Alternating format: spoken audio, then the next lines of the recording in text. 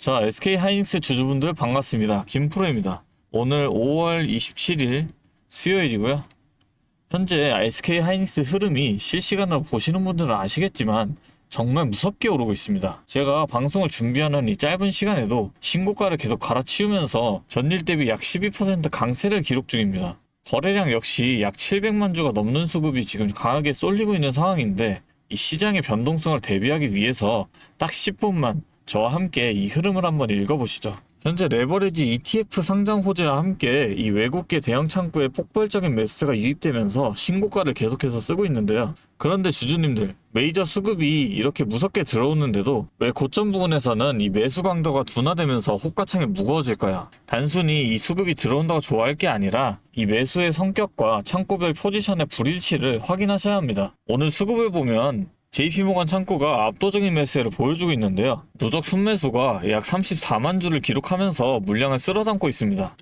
이 기관 역시 20만 주를 순매수하며 힘을 보태고 있죠. 하지만 여기서 주의 깊게 보셔야 할 사실이 있는데, JP모건이 34만 주 넘게 샀음에도 전체 외국인 누적 데이터는 순매도로 집계되고 있다는 거예요. 즉, JP모건을 제외한 다른 외국인 창구에서는 이미 상단에서 막대한 차익 실현 물량을 쏟아내고 있다는 겁니다.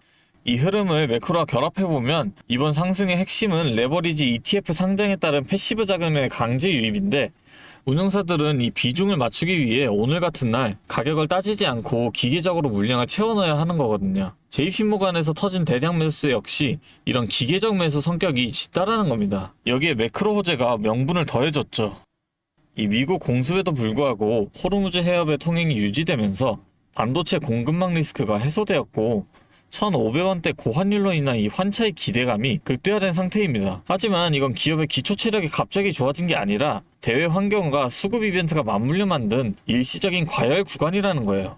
결국 메이저들이 이 신고가 부근에서 한쪽은 사고 한쪽은 던지는 이유는 ETF 호재를 출구 삼아 그동안 쌓인 피로도와 고금리 리스크를 피하려는 포지션 조절인 겁니다. 이 하이닉스가 장기 우상향할 종목인 건 맞지만 이 이평선과의 거리가 이렇게 크게 벌어진 상태에서 패시브 수급이 일단락되면 주가는 필연적으로 숨고르기에 들어갈 수밖에 없습니다. 거래량이 폭발한 신고가 이후 추가 매수세가 붙지 않는 반등의 위험성을 경계해야 하는 이유라는 거예요. 현재 5일 이평선이 201만원 선에 위치해 있습니다.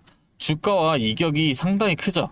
종가 기준으로 오늘 시가였던 218만 2천원 라인을 지켜내느냐가 단기 추세의 핵심 지지선인 거고, 이 자리가 무너지면 11 이평선 부근까지의 매물 소화 과정이 나타날 가능성이 매우 높다라는 겁니다. 자, 그렇다면 당장 오후부터 여러분들이 눈여겨보셔야 할 기준은 바로 이 5일 이평선이란 거예요. 오늘 오후 동안 이 기준선들이 어떻게 움직이느냐에 따라서 우리가 가져가야 할 대응 방법은 완전히 달라지게 된다는 겁니다. 여기에 더해 우리가 가장 주목해야 할 심리적 마디 가격은 220만원 선인 거고, 차트상 이 자리를 오늘 종가 기준으로 안정적으로 지켜내 주느냐 혹은 지지선이 무너지며 밀리느냐에 따라 단기적인 반응성이 갈릴 수 있기 때문에 이 부분에서의 수급 공방을 면밀하게 체크해 보시는 걸 추천드립니다. 이 SK 하이닉스가 앞으로 더 올라갈 종목인 건 맞습니다. 하지만 이렇게 단기간으로 급상승하게 되면 반드시 이 조정을 거칠 수밖에 없거든요. 그렇다고 단순히 가만히 앉아서 조정 구간을 그대로 견디기보다는 이 고점 구간에서 전략적으로 일부 수익을 확정 짓고 주가가 낮아졌을 때 다시 대응하는 게 수익을 극대화하는 길이죠. 하지만 주가가 실제로 이평선 근처까지 떨어졌다고 해서 바로 매수하면 되는 걸까요?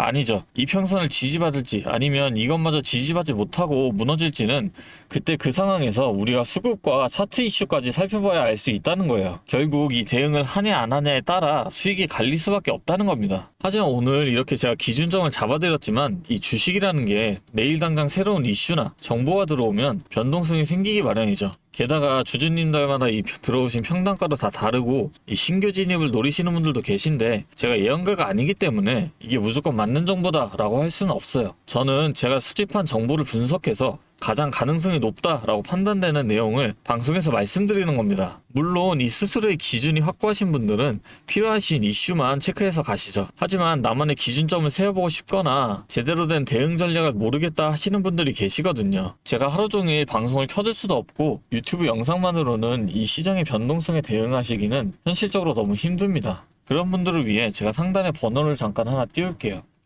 010-3436-7531 여기로 SK, 평단가 있으신 분들은 평단가까지 적어서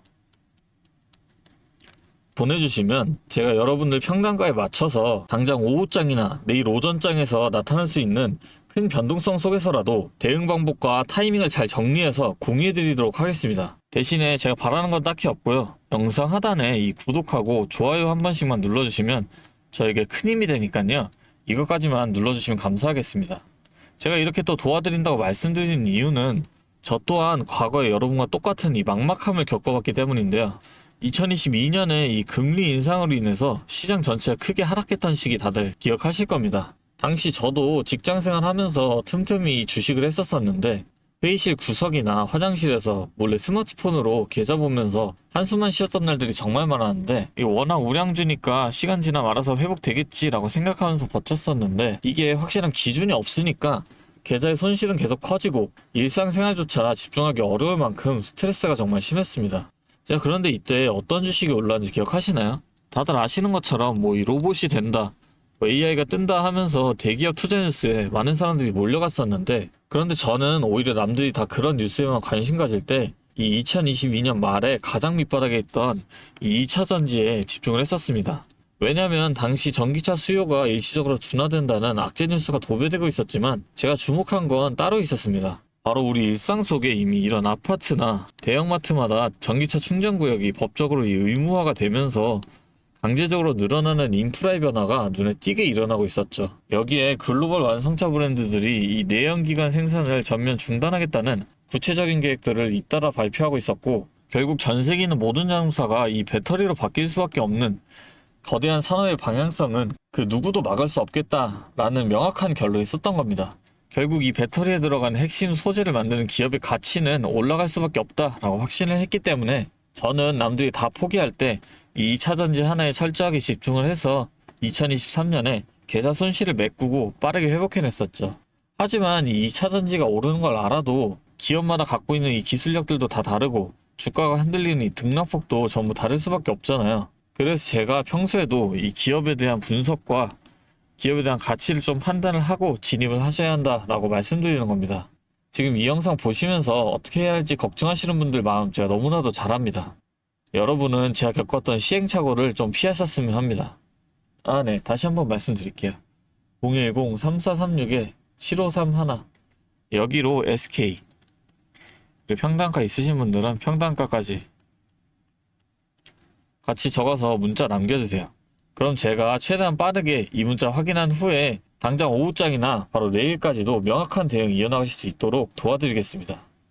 그리고 여기까지 보신 우리 구독자님들을 위해 제가 아주 특별한 선물 하나 준비했는데요. 방금 제가 2차전지 이야기 말씀드렸던 것처럼 이 시장의 일시적인 악재에 가려져서 남들이 전혀 쳐다보지 않고 있을 때 지금 이 메이저 자금들이 조용히 진입기회를 노리고 있는 하반기 핵심 주도주 이 리포트를 준비했으니까요. 주주님만 놓치지 마시고 이 선물까지 꼭 함께 챙겨가시면 좋겠습니다. 자, 오늘 제가 준비한 선물은 요즘 굉장히 핫한 이 AI와 관련된 종목인데요. 자, 그런데 이 AI가 사용되는 곳이 굉장히 또 많고 용량도 크다 보니까 전기가 부족해져서 이 전력난이 상당히 심각하다는 겁니다. 이게 어느 정도냐면 이 데이터 센터가 쓰는 전기량이 우리나라 전체 사용량의 2배가 넘는다는 거죠. 그래서 이 데이터 센터 기업들이 가장 먼저 해결해야 하는 숙제가 바로 이 전력난을 해결하는 겁니다.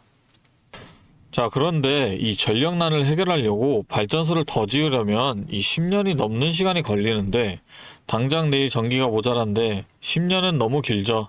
그래서 오늘 가져온 게 가상발전소인데요. 이 가상발전소는 정부와 기업도 큰 관심을 보이는 핵심 사업이라는 겁니다. 그러면 이 가상발전소는 뭘까요?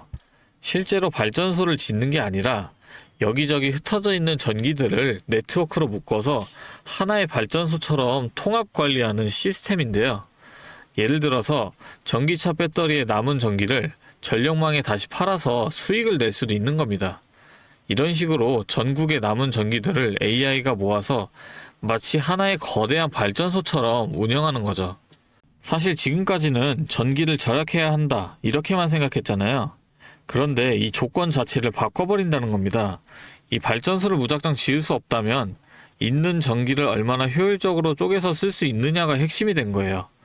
이게 바로 이 가상발전소가 앞으로의 시장을 지배할 수밖에 없는 이유가 되는 겁니다. 이미 테슬라에서는 일본에서 가상발전소 사업을 전국으로 확대했고요. 우리나라 정부도 제주도에서 이미 시범 사업을 운영하는 중이죠. 결국에는 이 가상발전소, 즉 VPP 사업이 미래의 핵심 사업으로 자리 잡을 수밖에 없는데요.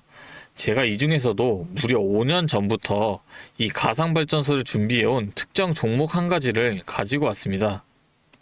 이 기업은 다른 경쟁사들이 이제 막 가상발전소 사업에 뛰어들 때 이미 5년 전부터 대기업들과 인프라 구축을 마쳤고, 범용성 또한 한 가지에 묶여 있는 게 아니라 아파트, 상가, 공장, 그리고 전기차 충전소까지 서로 다른 에너지를 컨트롤하는 독보적인 통합제어 기술을 이미 갖추고 있다는 겁니다.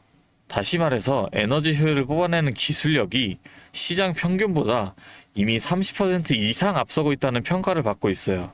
그렇다면 올해 2026년 분산에너지 특화 사업이 본격화되면 어떻게 될까요? 이 기업의 소프트웨어가 전국에 깔리게 되는 압도적인 점유율을 예상해 볼 수 있겠죠. 그렇다면 우리는 남들보다 한 발 앞서서 이 수익의 길목을 지키고 있어야 큰 수익을 가져간다는 겁니다. 자, 제가 지금 정말 공들여서 분석한 이 종목 정말 궁금하시죠? 지금 화면에 보이시는 이 번호 010-3436-7531로 선물이라고 두 글자 적어서 문자 보내주시면 제가 확인하는 대로 분석한 리포트와 함께 종목명까지 바로 공유해드리도록 하겠습니다. 제가 드리는 이 선물로 우리 구독자분들이 조금 더 여유있고 성공적인 투자 이어나가셨으면 좋겠고요. 지금까지 긴 영상 시청해주셔서 감사합니다. 김프로였습니다.